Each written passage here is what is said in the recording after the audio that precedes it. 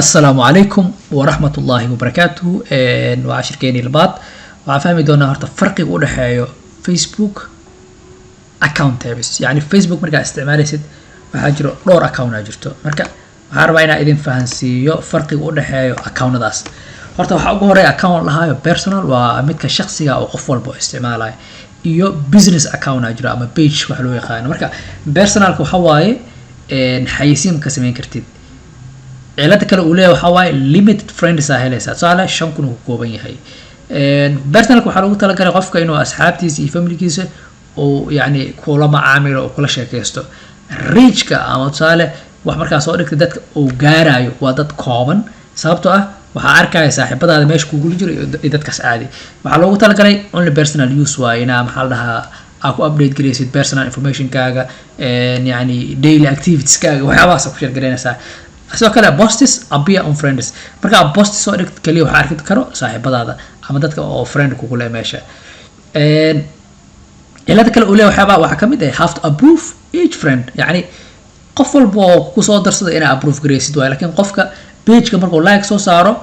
hal mar oo maxal dhaha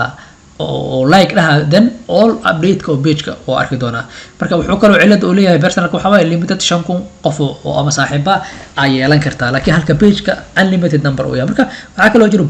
page kana waxa way waxa loo isticmaalaa yani business ahaan oo isticmaali kartaa ama personal yani waxa heli kartaa 1000 likes amal page kaaga inuu ku marnaan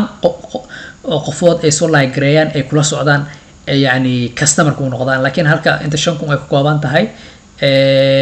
marka page ka la manage gareynaa adiga kaliya manage gareynayso kumanaan qof manage gareyn karto dad admin jiro advertiser jiro editor jiro all this yani malaha personalka marka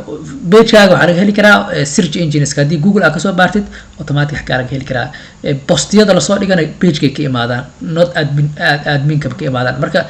personalka magacaaga ku imaanaya marka su'aale page ka dhowr qof admin gareyso hebel soo dhigma lahaay laakiin marka waxa soo dhiga page ka imaadeen